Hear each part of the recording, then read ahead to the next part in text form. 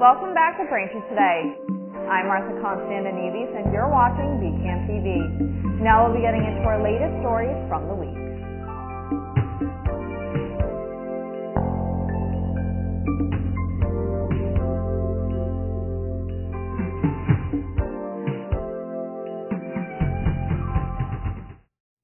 Welcome back to Braintree Today. I'm Martha Konstandinidis and you're watching BCAM TV.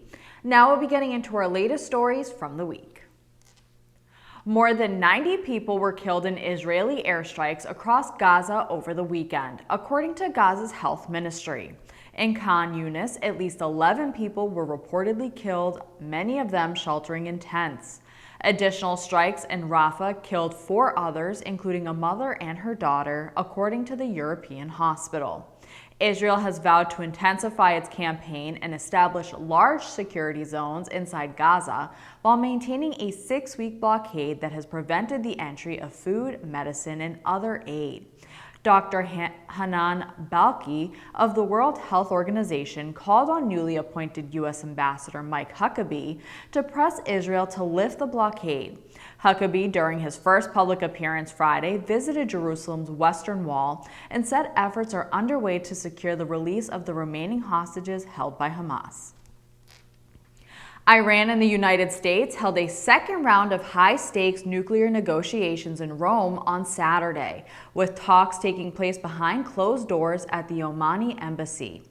The indirect talks, held in separate rooms, come amid heightened tensions in the region and growing international concern that Iran may be edging closer to developing a nuclear weapon. Iranian officials described the negotiations as difficult but deliberate, while President Donald Trump reiterated his stance Friday, saying, "I'm for stopping Iran very simply from having a nuclear weapon." Italian Foreign Minister Antonio Tajani and Rafael Mariano Grossi, head of the UN's nuclear watchdog, also met in Rome Saturday to discuss the path forward, with Tajani pledging continued Italian support for technical-level discussions. Analysts believe Russia may play a role in any future deal, potentially by taking custody of Iran's enriched uranium, which currently stands at 60% purity, just short of weapons grade. A federal judge in Washington, D.C. has temporarily blocked the Trump administration's plan to lay off nearly 1,500 employees at the Consumer Financial Protection Bureau, pausing a massive workforce reduction that would shrink the agency from 1,680 to just over 200 staff members. U.S. District Judge Amy Berman Jackson issued the order last Friday, citing concerns that the mass terminations may violate an earlier injunction requiring individualized performance assessments before any firings. The layoffs are part of President Trump's broader push to downsize the federal government, including efforts to dismantle the CFPB, which was created in 2011 to protect consumers from financial fraud. The judge has scheduled an April 28th hearing where top officials will testify under oath.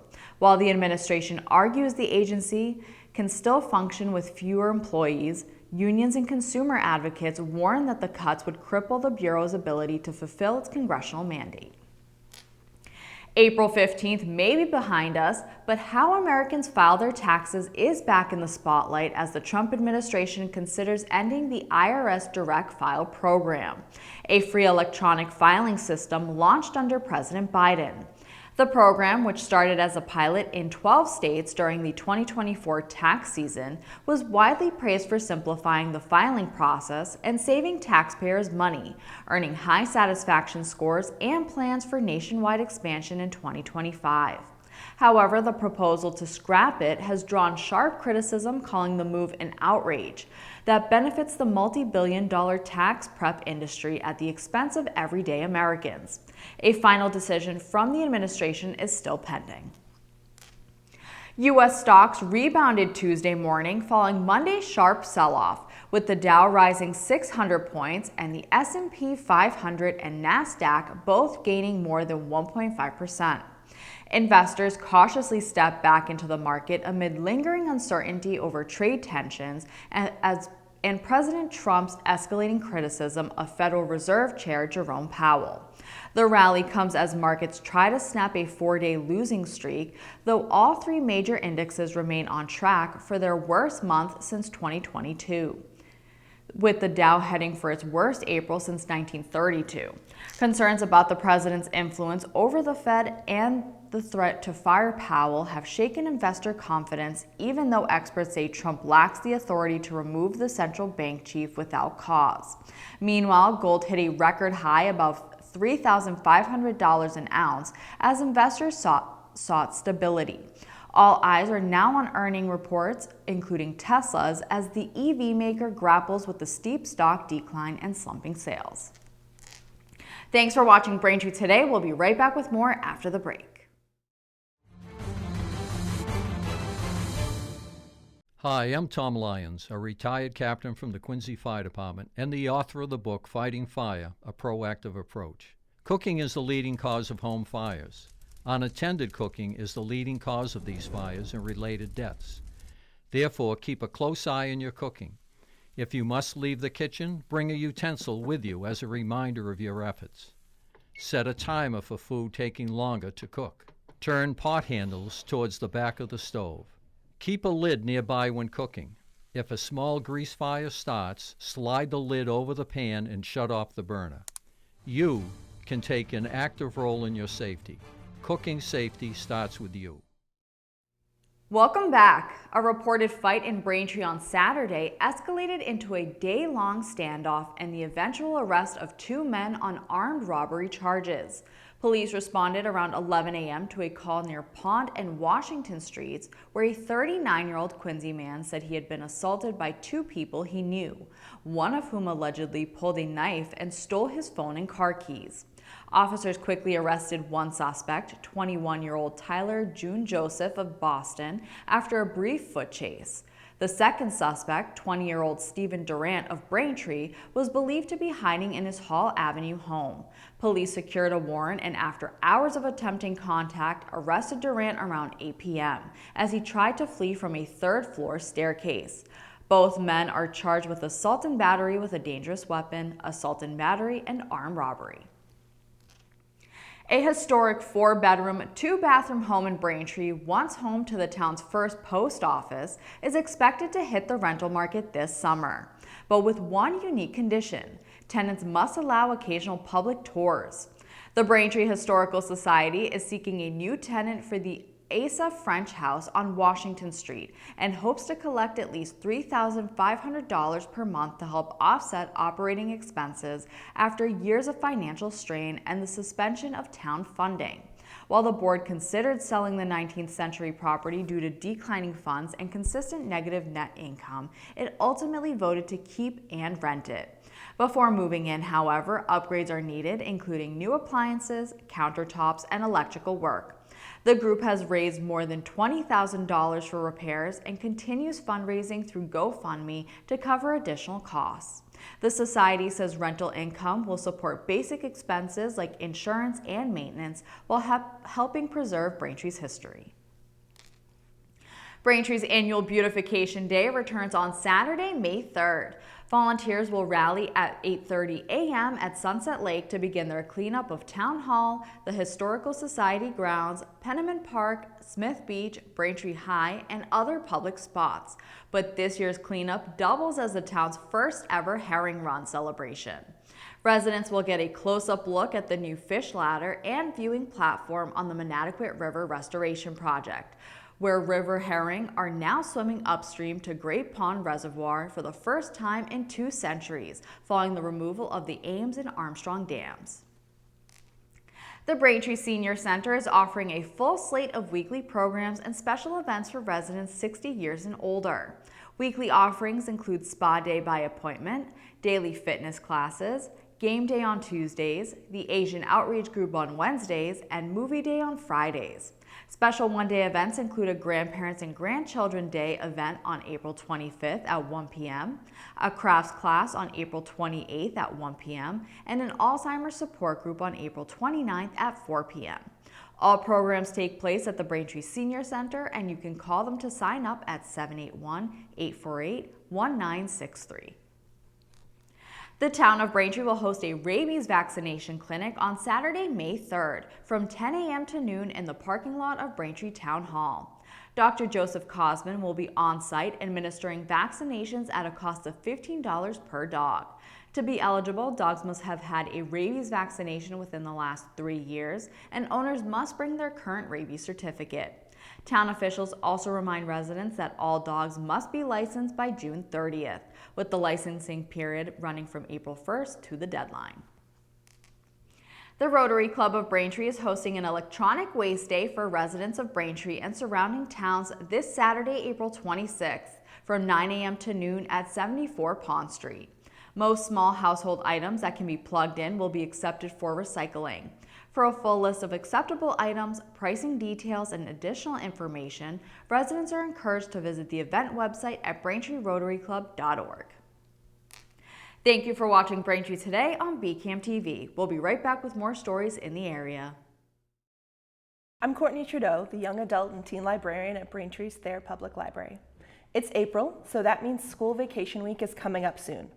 Anytime during school vacation week, you can drop into the children's room to make a paper bag robot craft, try this month's Seek and Find activity and look for favorite Disney characters hiding around the room, play educational games on our learning stations, or borrow some books to take home. Did you know that this year is the 250th anniversary of events that led to the American Revolution? On Tuesday, April 22nd, from 2 to 3:30 p.m., get immersed in Boston's colonial history with staff from historic New England and celebrate Patriots Day with us. Children can dress up in colonial-era clothing, examine reproduction artifacts, make tin lanterns, write with quill pens, and create paper tricorn hats to wear. Best suited for families with children aged 5 to 12, this hands-on historic activities that are offered will bring colonial life alive. This program is funded in part by a grant from the Braintree Cultural Council, a local agency which is supported by the Mass Cultural Council, a state agency. For our teens looking to grab a new book to read this week, come in and grab one of the recently nominated Mass Teen Choice Book Award titles. The 21 nominees were just announced on March 28th. This is the only Bay State award for YA books that are voted upon by the teens of Massachusetts. So now is your chance to start reading so you can pick your favorite when voting opens in September. To see all the books, you can come visit me in the teen room at the library and check out the display of nominees, or visit the Mass Teen Choice Book Award website at mateenchoicebookaward.org. We can't wait for Wednesday, April 23rd from 10:15 to 11 a.m. That is when Miss Ari's Family Tree Sing-Along for young children happens. Little ones have so much fun with Miss Ari. She turns singing and dancing into learning and play, with live music featuring her ukulele and guitar. Miss Ari's performance is fast-paced. She brings shaker eggs and dance scarves for each child to use and always ends with bubbles. Best suited to infants through 5-year-olds, but open to all. Miss Ari's Sing-Along is made possible through state aid for public libraries funds. Later that day, older children ages 5 through 12 on Wednesday, April 23rd from 2:30 to 3:30 p.m. can play hockey bingo and win a bag of goodies donated by the Boston Bruins. Take home a paper hockey game to keep the fun going on at home. Did you know the Boston Bruins are a sponsor of the Massachusetts statewide summer reading program every year? Also on Wednesday for our teens, we have Mandy from Wicked Good Henna coming in at 5 p.m. for a royal icing cookie decorating program.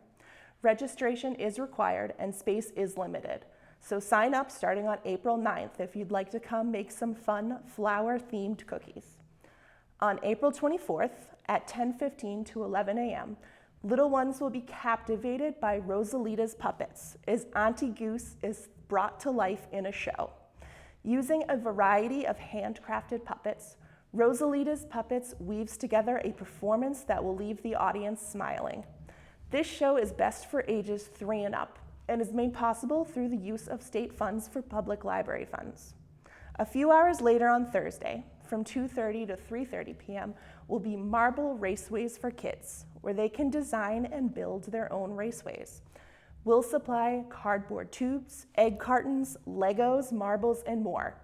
Each must use at least 2 tubes. Who can get their marble moving the furthest from their exit chute? They'll test their raceways for distance and then modify them if they want, for ages 5 to 12. Let's see whose design wins. On Friday, April 25th, the Children's Room offers family board games and drop-in play from 10 to 12 noon. During school vacation week, the library will be closed on Monday, April 21st for Patriots Day. After that, we will be open regular hours. Tuesday through Thursday, 9 a.m. to 9 p.m., Friday and Saturday, 9 a.m. to 5 p.m. For complete information on any event, see thayerpubliclibrary.org or call us at 781-848-0405. Welcome back to Braintree Today. Now let's get right into more stories. A new study from Braintree highlights just how costly it is to live in Massachusetts, revealing that even a $100,000 salary isn't enough to cover basic expenses for a family of 3 in major metro areas like Boston and Worcester. The Boston Metro ranked 3rd on the list of most expensive regions in the U.S., with basic monthly costs totaling nearly $9,950, leaving a family earning 6 figures with a deficit of over $1,600 each month. Worcester placed 14th, where expenses still outpace income by nearly $700 a month. The study found that in 1 out of every 4 U.S. metro areas, a $100,000 salary falls short of covering essential costs like housing, childcare, insurance, and taxes. Braintree noted that if debt were included in the analysis, even more families across the country would be considered financially strained despite 6-figure earnings. Just in time for summer, Boston's beloved swan boats returned to the Public Garden Lagoon on Saturday for their 148th season.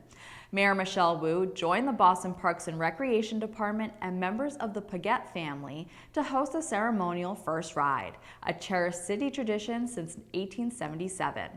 Still owned and operated by the Paget family, the fleet includes boats dating back as far as 1908. Each boat, weighing up to 3 tons when fully loaded, is powered by a foot-propelled paddle wheel. The swan boats remain one of Boston's most iconic and enduring attractions. A Braintree couple has been indicted by a statewide grand jury for allegedly operating unlicensed casinos in Quincy and Boston's Chinatown, according to Attorney General Andrea Campbell's office.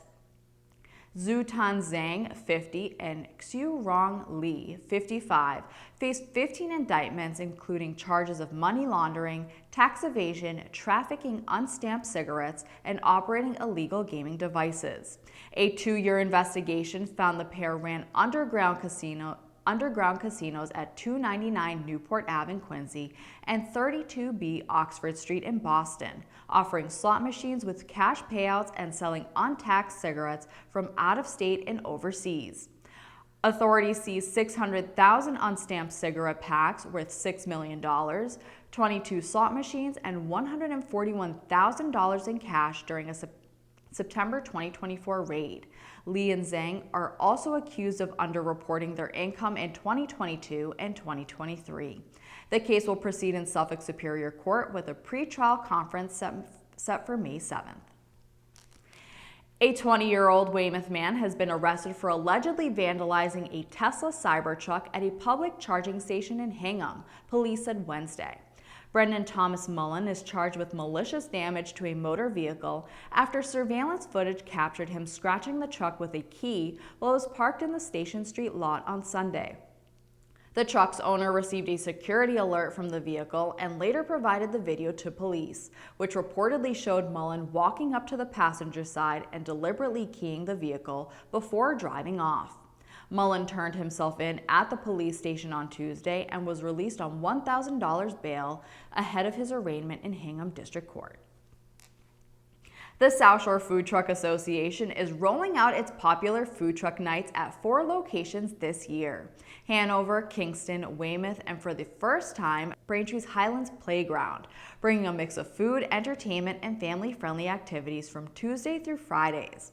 With around 60 member businesses offering everything from breakfast to dessert, the association is gearing up for a full season of community fun. Starting this week, weekly truck lineups and event details are shared on the association's Facebook page. Thanks for watching Braintree today. We'll be right back with more in entertainment.